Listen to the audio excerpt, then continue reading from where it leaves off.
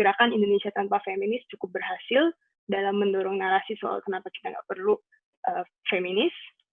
Yang ketiga adalah apakah kelompok-kelompok gerak perempuan itu punya kemampuan untuk memberdayakan sumber daya mereka dalam berjejaring, menggalang dana, dan memperoleh akses ke pusat pemerintahan atau kekuasaan pembuat kebijakan. Itu menurut teori ilmu sosial. Sebelum saya lanjut ke slide berikutnya, saya mau jelasin dulu itu gambarnya apa.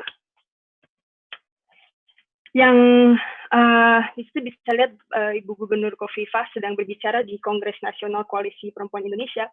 Ini saya taruh di situ. Kenapa? Karena mau kasih contoh soal bagaimana relasi yang cukup dekat antara kepala pemerintah daerah dan kelompok perempuan itu bisa kita lihat di acara-acara seperti ini misalnya. Sampai ada politisi yang mau menyempatkan waktunya ke sebuah acara kelompok perempuan, itu adalah contoh relasi yang baik yang terbangun antara gerakan perempuan dan politisi. Yang berikutnya bisa dilihat itu adalah contoh faktor organisasional, di mana pada tanggal 24 September 2019 lalu beberapa aktivis dan kelompok perempuan bisa berkoalisi dengan tidak hanya dengan sesama aktivis perempuan, tapi juga dengan para mahasiswa penggerak aksi reformasi di korupsi. Ini contoh bagaimana kelompok perempuan itu bisa mengalokasikan sumber daya berjejaringnya untuk mempengaruhi kebijakan-kebijakan seperti RKUHP, RUU Cipta Kerja, RUU Penghapusan Kekerasan Seksual, dan sebagainya. Nah, slide berikutnya. Jadi, setelah menimbang permasalahan-permasalahan tadi, pernyataan sementara yang ingin saya tawarkan ke teman-teman adalah kelompok perempuan yang dapat mengelola faktor-faktor relasional dan organisasional dengan strategis itulah yang punya kuasa. Maksudnya saya dengan strategis itu seperti apa? Saya ingin mengajukan ada 4 ciri-ciri. Yang pertama, mereka itu mampu mengisi kekosongan organisasional dari tingkat akar rumput hingga tingkat aparatus nasional. Saya sebut sebagai sumber daya mobilisasional. Sebagai contoh, misalnya ketika para kelompok perempuan sudah mulai menggerakkan perempuan untuk harus berpolitik di level nasional, kemudian terjadi kekosongan di tingkat RT RW, siapa yang mengisinya itu menjadi sumber daya mobilisasional yang penting. Yang kedua, kalau memilih kawan atau allies itu yang tepat dan bisa di dalam struktur rezim maupun di dalam gerak perempuan sendiri. Saya sebut itu sebagai sumber daya institusional. Sebagai contoh, di zaman Bung Karno, Orde Lama, Gerwani bisa berkawan dengan masyarakat paling bawah, yaitu mungkin petani, lalu bisa dengan sesama gerakan seperti Perwari, wanita demokrat, muslimat, dan juga bisa berkawan dengan partai pendukung Bung Karno, yaitu PKI.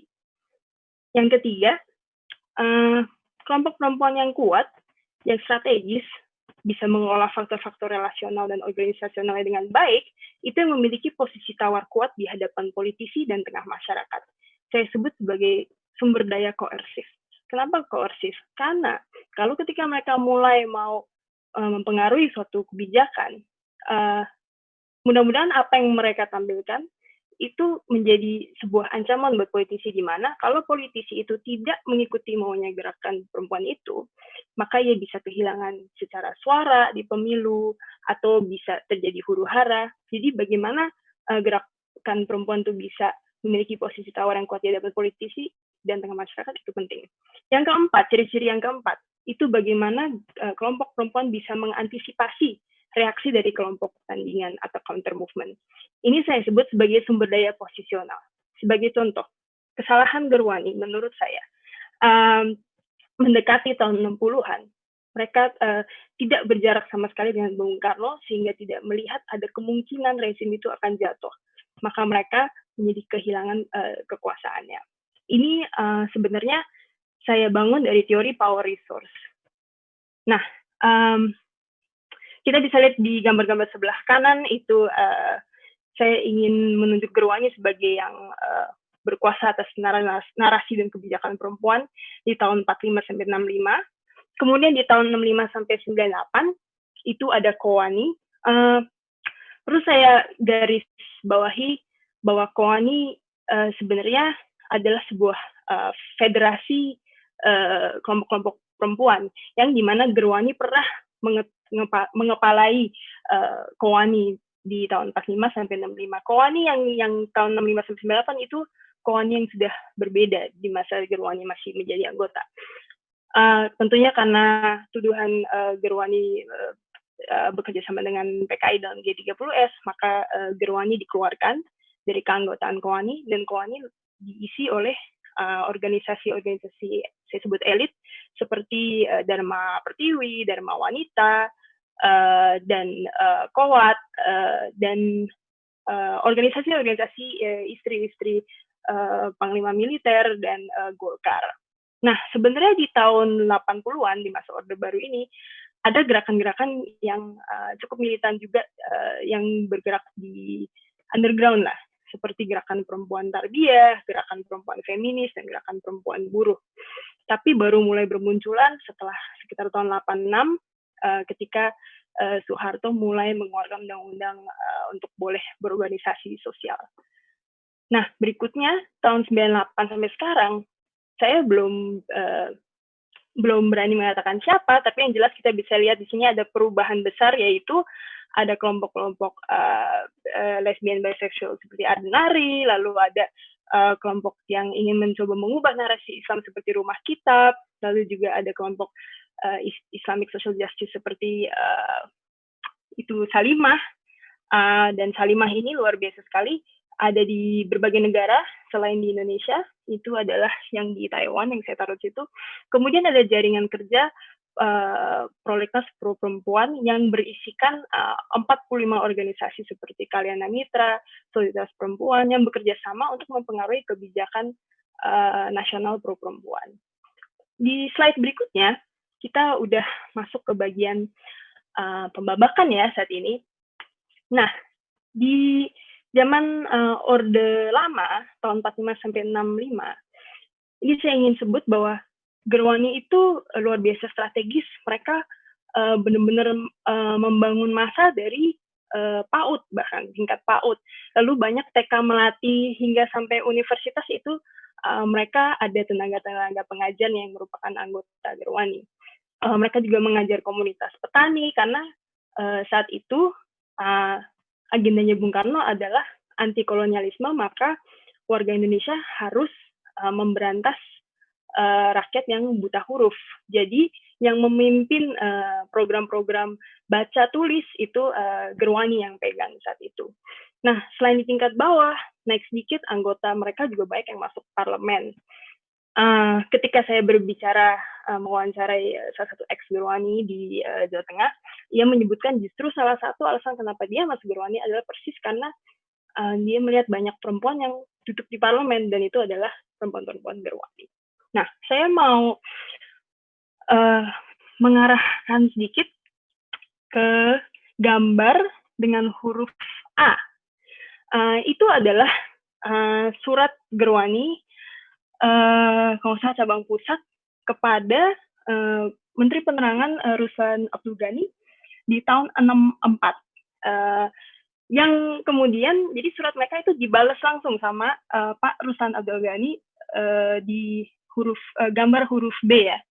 Nah, isunya apa? Isunya itu soal bagaimana Gerwani merasa musik ngak-ngik-ngok atau rock and roll itu akan menghalangi jalannya revolusi Indonesia. Oleh karena itu harus dilarang atau di-stop disiarkan di radio dan televisi. Nah, kenapa saya mau mengangkat ini ya? Saya mau mengeluarkan satu hal, ini adalah contoh mereka sangat beraliansi kuat dengan rezimnya Presiden Soekarno, dan mereka dianggap sebagai partner gitu oleh pemerintah. Itu contoh bagaimana mereka benar-benar memperkuat sumber daya institusional mereka. Itu kalau dilihat di gambar C, itu adalah pidato Bung Karno di 2 event Gerwani yang tahun 61 dan tahun 65 adalah itu event ulang tahun HUT Gerwani, dan Presiden benar-benar datang. Itu adalah bukti bagaimana mereka memiliki sumber daya institusional yang kuat. Nah, sumber daya koersifnya apa sih? Basis masanya Gerwani itu lintas kelas, dari petani bahkan sampai prajurit segala macam. Itu kalau lihat di gambar D, itu adalah para Suswati Angkatan Darat, beberapa anggota Gerwani sebenarnya menjadi relawan untuk ikut pelatihan militer demi program Soekarno yang Ganyang Malaysia. Kemudian di sumber daya posisional, sayangnya Gerwani itu kurang fleksibel. Mereka benar-benar adalah kelompok pendukung radikal Presiden Soekarno. Sehingga akibatnya, teman-teman bisa lihat di gambar E, itu banyak dari anggota mereka yang ditangkap, lalu dibuang ke penjara ketika Soeharto mulai mau memasuki Orde Baru, sehingga Gerwani benar-benar mati secara organisasional dan juga secara fisik. Banyak anggota yang kemudian kalau tidak meninggal disiksa di penjara selama kurang lebih 5, 6, 7 tahun.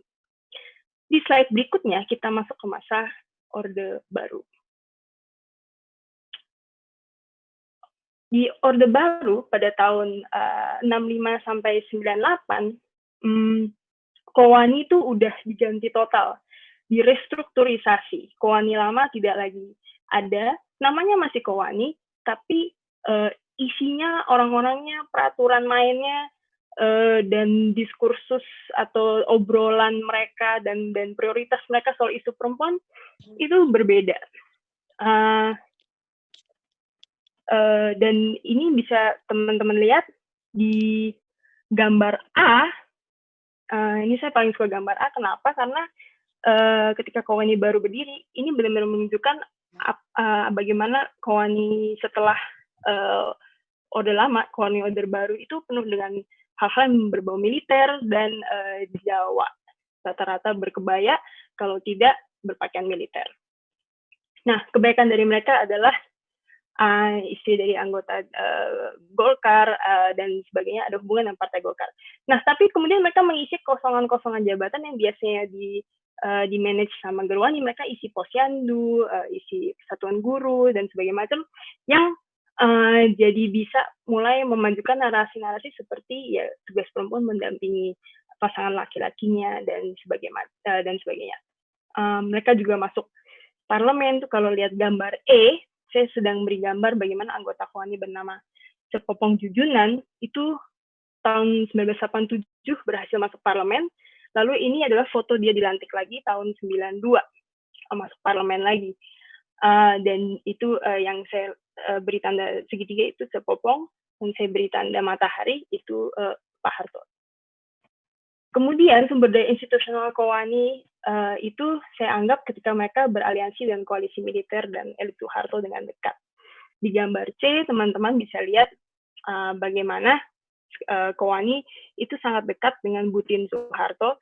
Lalu mereka sering banget periksa kegiatan-kegiatan ibu-ibu PKK untuk memastikan mereka melakukan kegiatan-kegiatan yang sesuai dengan narasi Kowani baru soal bagaimana menjadi perempuan Indonesia yang baik dan benar. Kalau teman-teman pernah dengar Panca Dharma Wanita, itu adalah salah satu sumber daya institusional mereka juga. Nah, sumber daya koersif Kowani itu apa sih? Anggota Kowani itu rata-rata memiliki hubungan darah dan atau terikat atas perkawinan dengan para pejabat militer dan birokrasi serta partai pendukung Soeharto. Maka mereka cukup dibilang safe, tidak akan mengalami represi atau tekanan seperti yang Gerwani alami kalau terjadi apa-apa.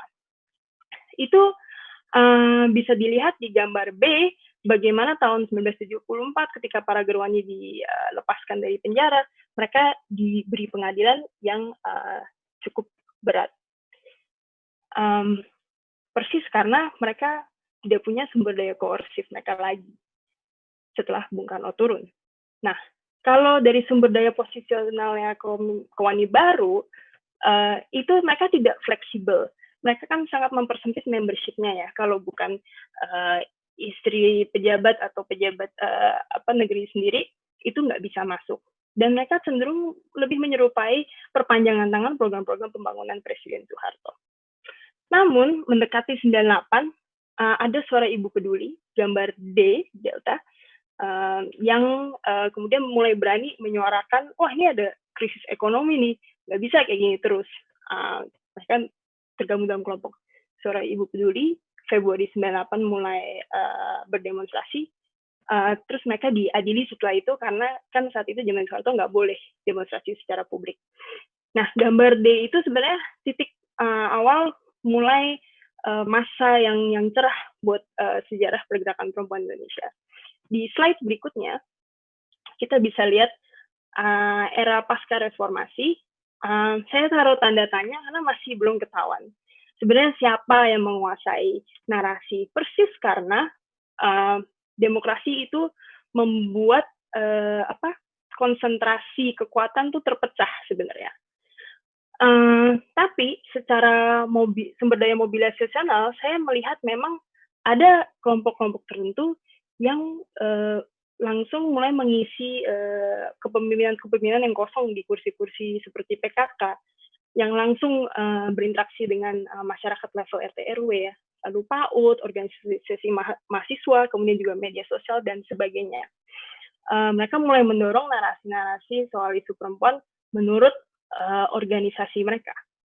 Lalu ada beberapa anggota gerakan perempuan juga yang masuk parlemen atau bahkan bentuk partai.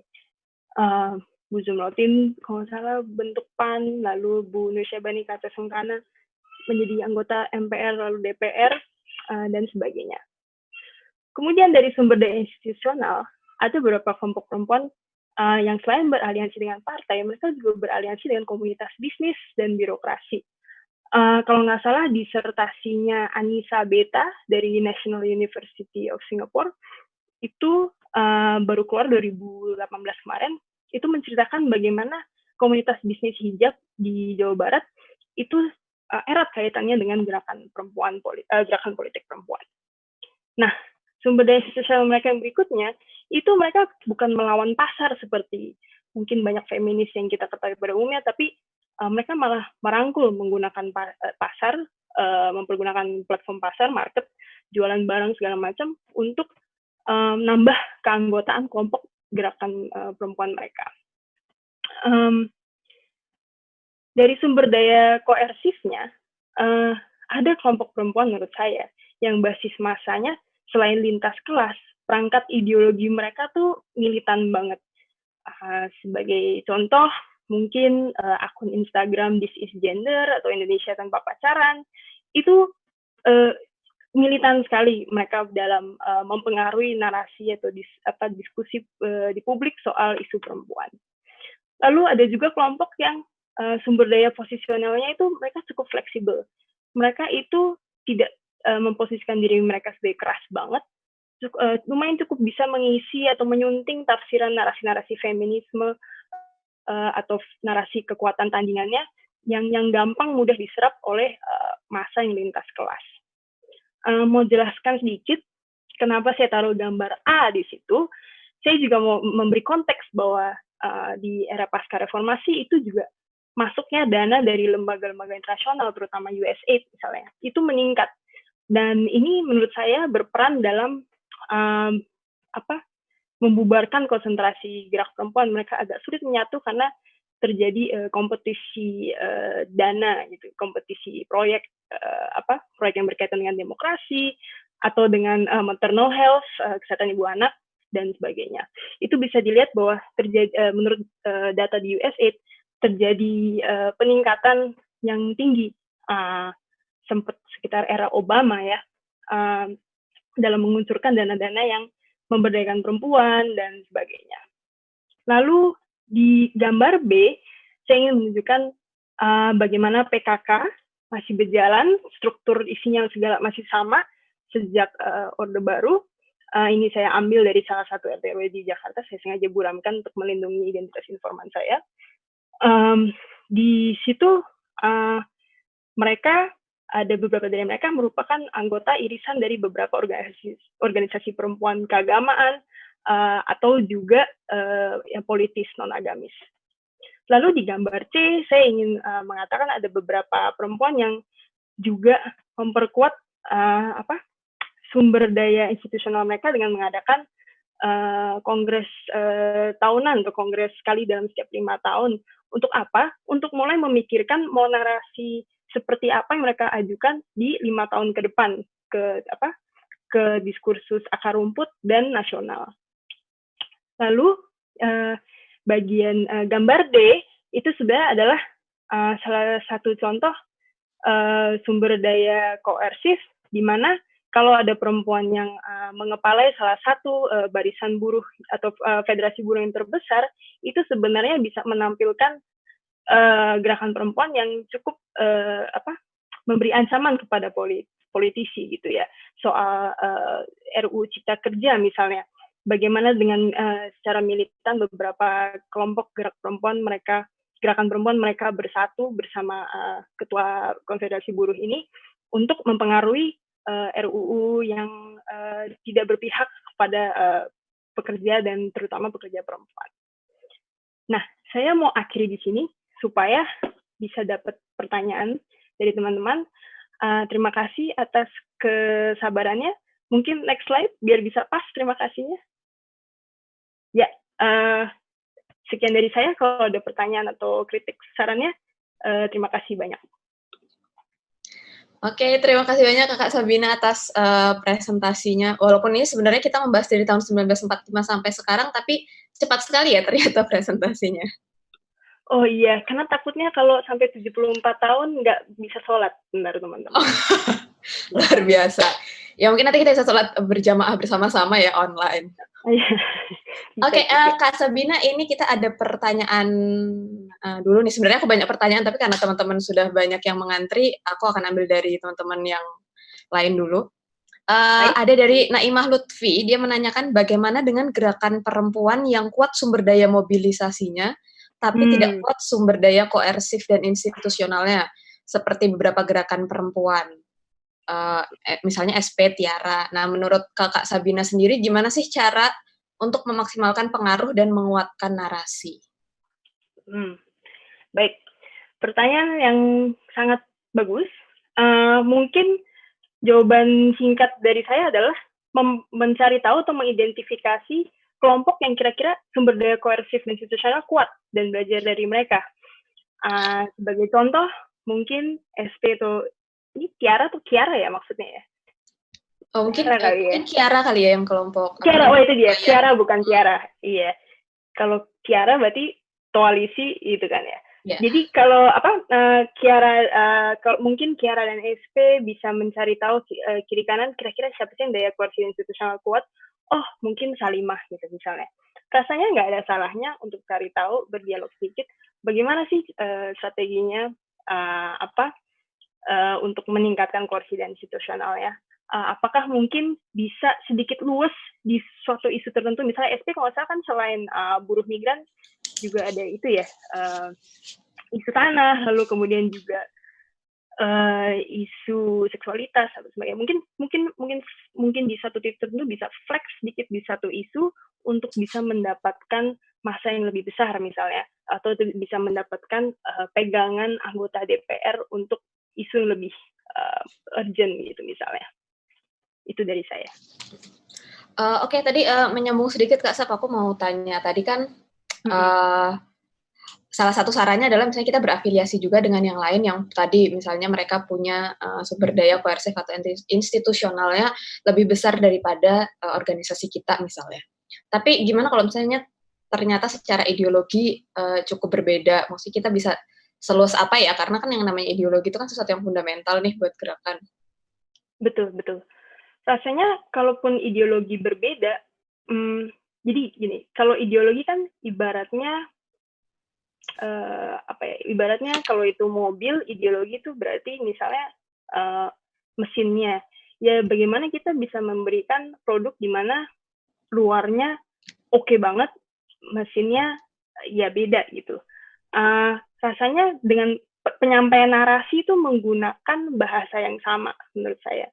Tinggal bagaimana caranya menyampaikannya dan siapa yang didekatkan atau pakai platform apa untuk menyiarkan ideologi itu, rasanya itu yang bisa diadaptasi, ya bisa dikutak-kutik gitu sih menurut saya. Oke, thank you Kak. Tadi buat Mbak Naimah Lutfi, semoga cukup menjawab ya. Kita bisa lanjut ke pertanyaan berikutnya, ada dari Neki. Tadi disebutkan bahwa pasca reformasi kekuatan tidak lagi terpusat dan menjadi terdistribusi. Dari situ ada 2 pertanyaan. Yang pertama, apa hambatan utama gerakan perempuan sekarang? Dan yang kedua, apa langkah paling strategis dan logis yang mungkin dilakukan untuk gerakan perempuan saat ini? Wah, iya. Pertanyaan bagus dan sulit. Hambatan utama dari gerakan perempuan sekarang adalah menurut saya media sosial itu kadang bisa menjadi hambatan utama. Bagaimana caranya kita bisa membagi-bagi energi untuk debat atau battle di media sosial dan debat di lapangan. Itu kayaknya di pasca reformasi kecenderungan kelompok-kelompok perempuan itu sulit menavigasi atau membagi secara berimbang ya, battle mana yang mau dipilih. Apalagi terutama demokratisasi itu kan berarti implikasinya memajemukkan platform-platform komunikasi kan, di mana zaman dulu sebenarnya platform komunikasi cuma satu, TVRI gitu misalnya. Itu menurut saya yang pertama. Yang kedua, langkah paling strategis yang mungkin dilakukan gerakan perempuan, ya mungkin untuk stop sedikit dulu, lalu ya coba identifikasi aja kelompok mana sih yang lebih unggul dari kelompok gue gitu. Bisa nggak sih kita mulai ngadopsi cara-cara yang dipakai oleh kelompok yang biasanya lebih unggul dari gue gitu. Menurut aku nggak ada rasa, apalagi di masa COVID, mungkin nggak ada salahnya buat kelompok teman untuk mulai duduk dulu, terus berefleksi dan mengidentifikasi yang lebih unggul dan apa bisa diambil dari kelompok yang lebih unggul. Itu dari saya. Oke. Ini sebenarnya bisa menyambung ke pertanyaan berikutnya dari Kakak Zibra. Gerakan perempuan dari dulu sampai sekarang di masa COVID ini selalu saja ada perselisihan dan perpecahan. Melihat sejarah, apa sih yang bisa menyatukan gerakan perempuan? Tadi ya salah satu tipsnya dari Kak Sabina adalah kita coba untuk step back, melihat berhenti dahulu, mengevaluasi kembali, dan juga memilih battle mana yang mau kita perjuangkan kan, karena kan kita tidak bisa menang di semua pertempurannya.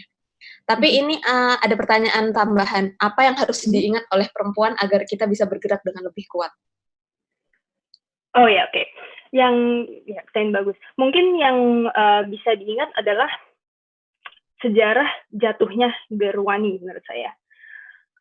Terlepas dari kekuatan Gerwani yang militan, ada blundernya juga kan. Misalnya yang pertama yaitu tadi melarang musik ngak-ngok, itu kan juga pembatasan kebebasan berekspresi gitu kan.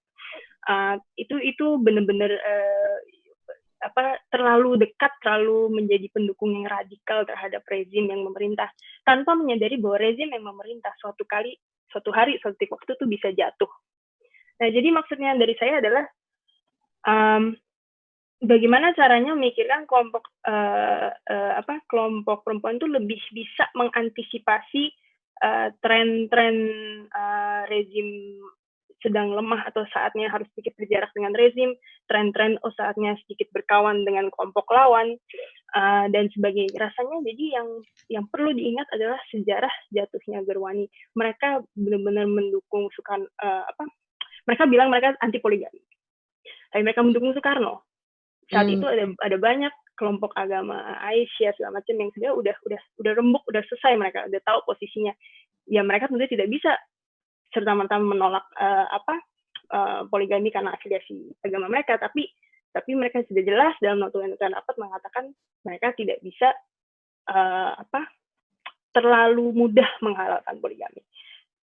Saya cerita sedikit, beberapa bulan lalu ada acara yang serupa diadakan oleh kaukus perempuan parlemen, di mana sedang dibicarakan upaya untuk merevisi Undang-Undang 1974. Ada pertanyaan dari anggota Aisyah yang mengatakan, apa posisi teman-teman jaringan di sini terhadap perempuan yang terpaksa harus mengambil pilihan hidup poligami? Apakah kita tidak bisa mulai bicarakan poligami? Ini sudah masuk di tren di mana poligami itu udah nggak dibicarain lagi gitu. Bisa nggak sih kita mengakomodasi keresahan dan sebenarnya perlu uluran bantuan teman-teman jaringan juga bagaimana sedikit meringankan beban perempuan-perempuan yang berpoligami bukan karena pilihannya gitu. Dan itu langsung oleh pembicara di kaukus tersebut langsung mengutarakan bahwa poligami tentunya no, karena tidak feminis, itu penuh dengan penindasan perempuan, maka out of the question itu kita tidak bisa bicarakan di sini gitu. Hal-hal seperti itu yang menurut saya harus diingat gitu. Kapan fleksibel, lalu kapan sebaiknya mulai mengakomodasi perempuan-perempuan yang perlu diakomodasi gitu. Dan mereka bukan sekedar perempuan yang nggak punya agensi, perempuan yang nggak punya afiliasi dengan organisasi atau massa yang lebih besar kan. Yaitu dari saya. Oke. Thank you Kak Sab. Semoga tadi menjawab pertanyaannya Neki dan Kakak Zibra ya. Kita ke pertanyaan berikutnya nih Kak. Wah rame juga nih pertanyaan sore hari ini. Ada dari tadi untung nggak ada yang bakar ban ya? belum. Oh belum. Tapi semoga nggak ada. Oh iya benar. Bagaimana dan mengapa terjadi perubahan ideologi gerakan politik dan sosial perempuan dari Orde Lama, Orde Baru sampai sekarang di era reformasi ini? Bagaimana terjadi perubahan ideologi gerakan politik dan sosial perempuan? Jadi apa sih sebenarnya dasar perubahannya itu? Kayaknya ada kontribusi dari hal-hal yang terjadi di luar Indonesia. Sebagai contoh, mengapa Gerwani bisa unggul di zamannya itu masa-masa dekolonialisasi. Indonesia mau keluar dari penjajahan segala macam. Eropa segala lagi lemah, Amerika lagi sibuk dengan perang dinginnya dengan negara penganut komunisme dan perang rasisme di dalam negaranya sendiri. Itu makanya menjadi strategis untuk kelompok-kelompok seperti Gerwani yang mengambil haluan sosialis misalnya. Dan kebetulan rezimnya juga anti Amerika gitu kan. Bisa dibilang saat itu Bung Karno cukup anti Amerika. Itu yang pertama. Apa yang terjadi di luar negeri saya sebutnya sebagai declining international pressure atau tekanan dari dunia internasional yang kecil terhadap rezim pemerintah kita. Sebagai contoh, sejak 9/11 juga menjadi sangat strategis untuk beberapa kelompok perempuan untuk berubah haluan menjadi semakin radikal misalnya dalam pemahaman kelompok agamanya. Itu kebetulan juga fokus donor asing yang tadinya mau dorong misalnya Millennium Development Goals, SDGs, representasi perempuan di politik segala macam itu berubah haluan menjadi program-program deradikalisasi, Islam moderat, seolah-olah seperti Islam pada dasarnya nggak moderat gitu kan. Hal-hal seperti itu menurut saya berpengaruh dalam perubahan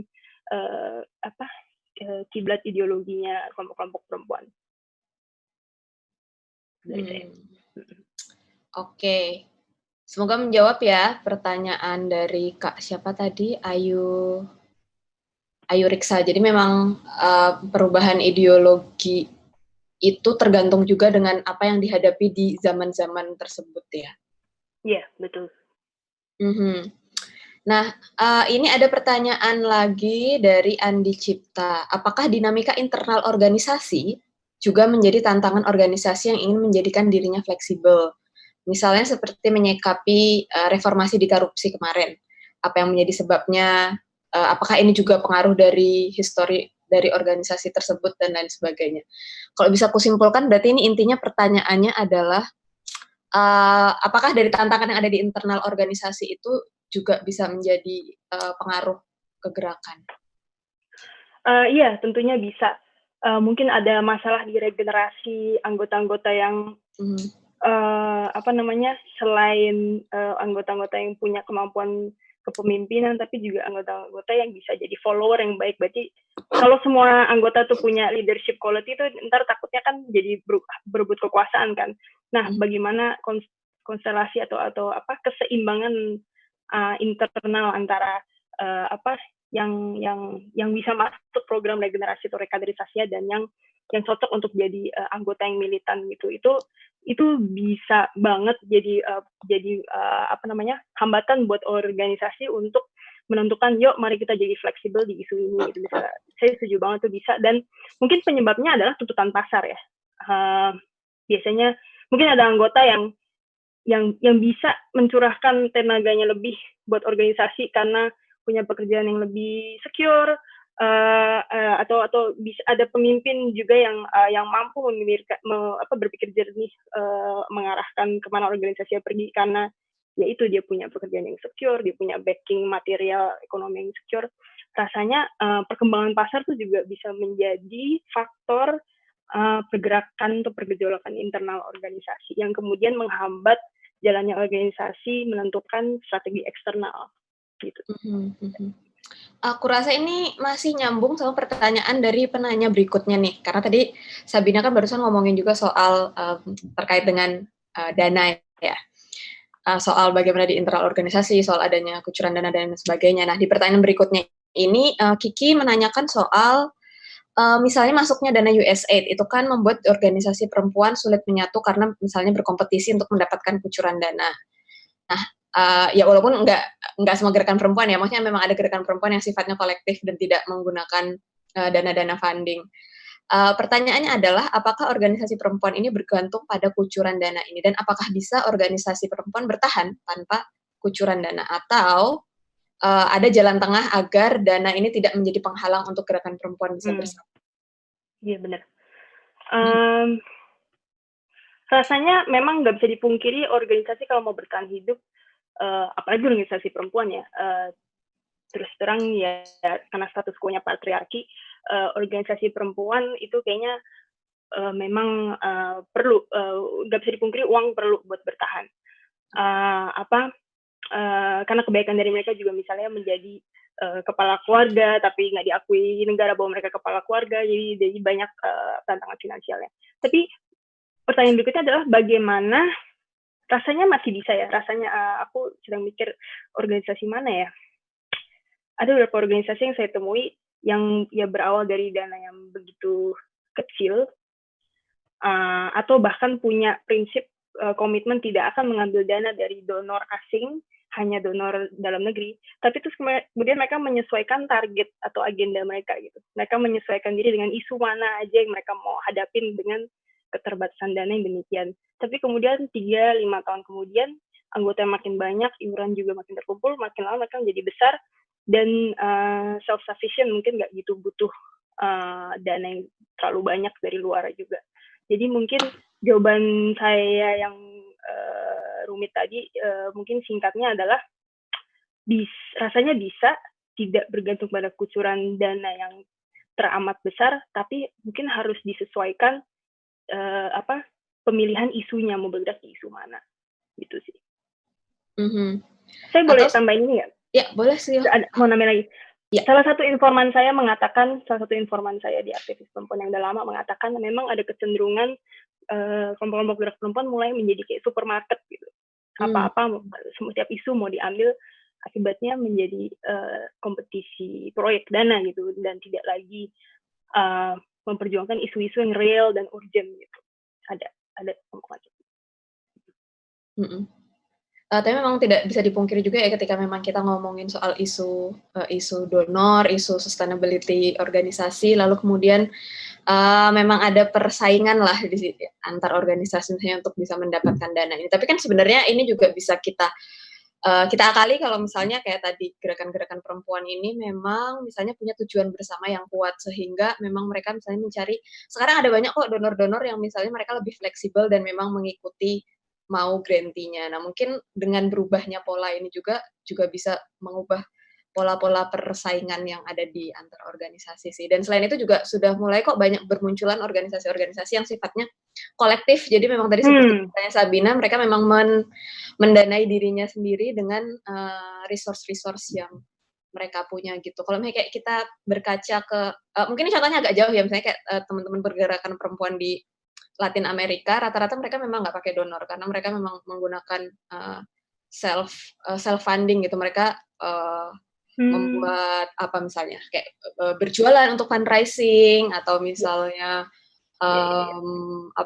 seperti di beberapa tempat kayak misalnya bahkan mereka misalnya punya rumah kolektif nih, mereka bercocok tanam sendiri, jadi memenuhi kebutuhan sendiri. Ya walaupun memang tidak bisa skalanya besar ya kemudian, tapi kan artinya berarti kalau kita membangun gerakan-gerakan kolektif kecil dan ada semakin banyak gerakan kolektif, bisa sih sebenarnya menjadi mandiri. Gitu. Saya sangat terpesona dengan kelompok perempuan Aisyah sejujurnya. Kalau waktu saya terakhir ke Jogja, saya lihat ada Universitas Aisyah itu besar sekali. Saya sangat salut belum ada kelompok perempuan lain yang bisa mendirikan universitas sendiri gitu. Itu mungkin bisa belajar dari Aisyah. Tentunya juga karena secara historis Aisyah yang sudah kuat dari dulu dan ada sokongan dari misalnya organisasi Muhammadiyah gitu mungkin ya. Tapi itu sesuatu yang bisa dipelajari misalnya.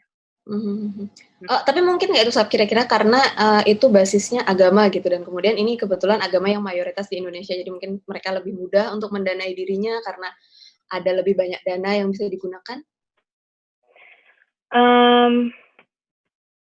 Ya, tapi soal penyampaian ide-ide atau agenda perempuan, rasanya agama apapun bukan hambatan ya, karena kan setiap aktivis perempuan Indonesia nggak mungkin tidak beragama atau maksudnya jadi harusnya itu apa ya, bukan karena keagamaan lalu kemudian pasti dia lebih unggul ya, agama orang semua mudah bergerak kalau ngomongin soal surga.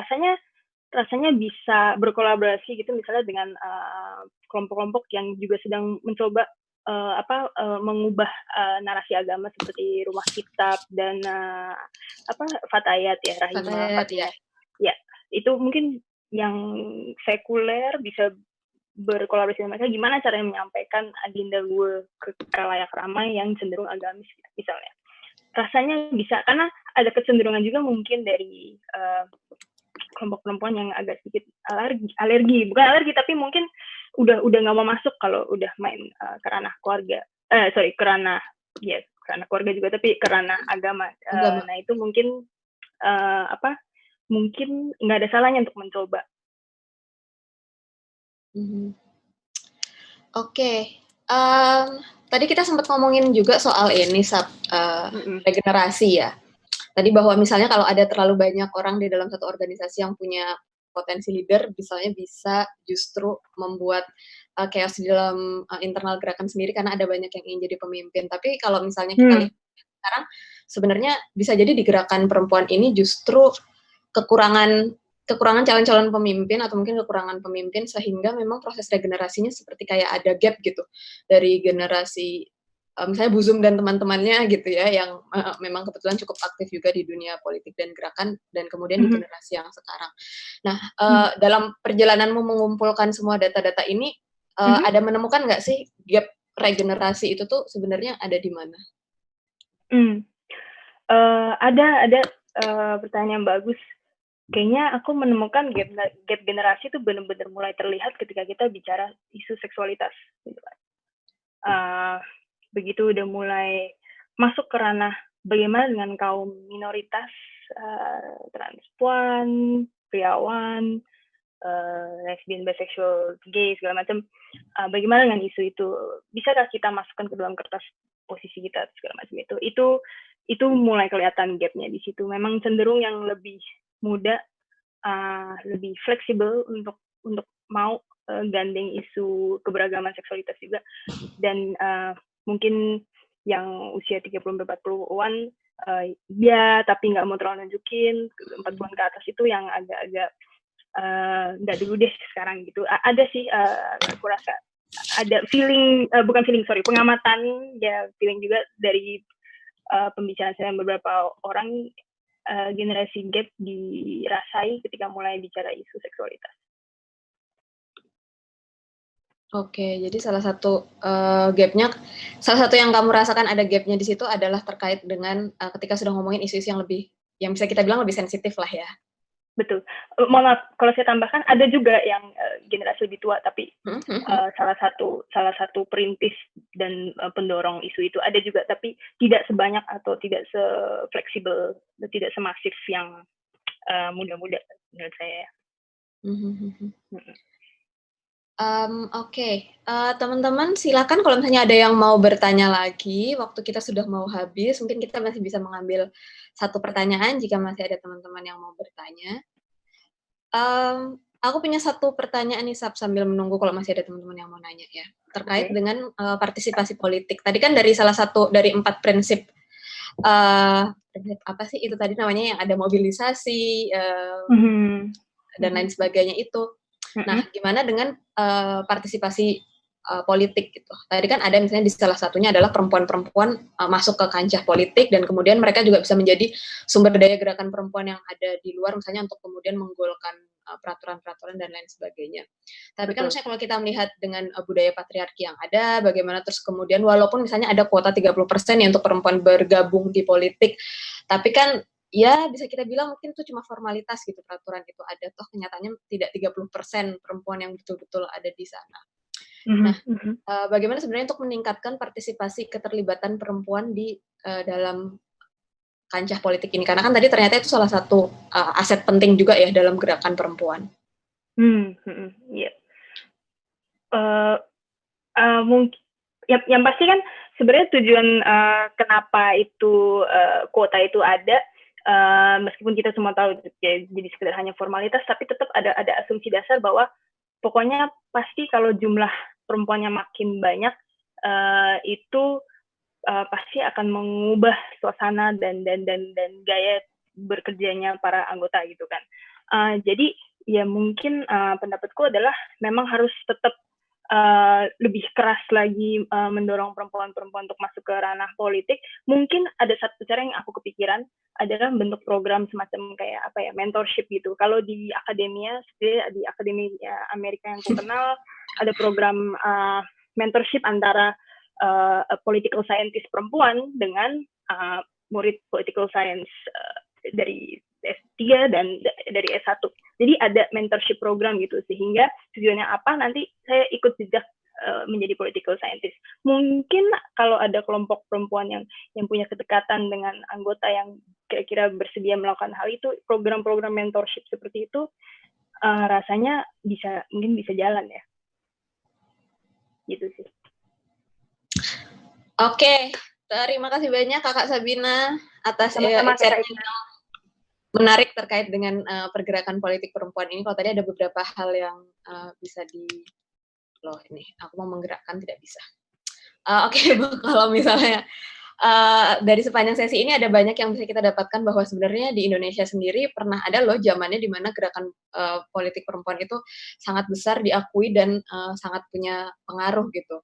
Nah, sebenarnya pun di saat ini kita sudah mulai punya modalitasnya gitu kan, karena sudah mulai banyak kelompok-kelompok perempuan, kelompok-kelompok feminis, bahkan sudah interseksional dari lintas isu yang memang bergerak bersama-sama untuk pemenuhan hak-hak dasar, pemenuhan hak-hak perempuan, dan lain sebagainya gitu. Jadi sebenarnya secara modal sudah ada, tadi tinggal kita memenuhi modal-modal lain yang mungkin tadi belum ada ya. Kalau misalnya kita punya dasar di mobilisasi massa, mungkin kita bisa bekerja sama dengan organisasi-organisasi atau kelompok lain yang punya modal di institusionalitas, di koersif, dan lain sebagainya. Jadi memang salah satu hal yang perlu dibangun adalah membangun lebih banyak jejaring. Betul. Kira begitu. Wah, luar biasa. Terima kasih. Terima kasih sekali atas sore yang bermanfaat ini. Tidak terasa 1 jam lewat 15 menit sudah berlalu. Oh, oke. Semoga kami tidak menahan teman-teman untuk melaksanakan sholat maghrib bagi yang melaksanakan. Terima kasih banyak sudah bergabung di sesi sore hari ini. Terima kasih banyak Kak Sabina atas waktunya dan atas sharingnya. Semoga disertasinya lancar ya. Nanti kami tunggu hasil akhir dari penelitian ini seperti apa. Terima kasih. Nah, teman-teman, kita nanti akan ada ruang berbagi yang berikutnya, ruang berbagi yang ke-19. Tidak terasa sudah 19 episode berlangsung. Episode yang ke-19 akan kita laksanakan besok Jumat di jam 3 sampai jam 5 sore. Yang akan menjadi pembicaranya adalah Mbak Rini dari salah satu komisionernya Komnas Perempuan. Kita akan ngobrolin tentang Women Human Rights Defender. Apa sih itu sebenarnya WHRD, apa kekhususannya, apa saja tantangannya. Nah, kalau mau tahu lebih banyak, nanti teman-teman bisa bergabung di sesi besok Jumat jam 3 sampai jam 5 sore. Untuk yang mau materi dan juga video dari sesi sore hari ini, silahkan nanti boleh kirim email ke sekretariat@1visi.org, nanti akan kami kirimkan linknya.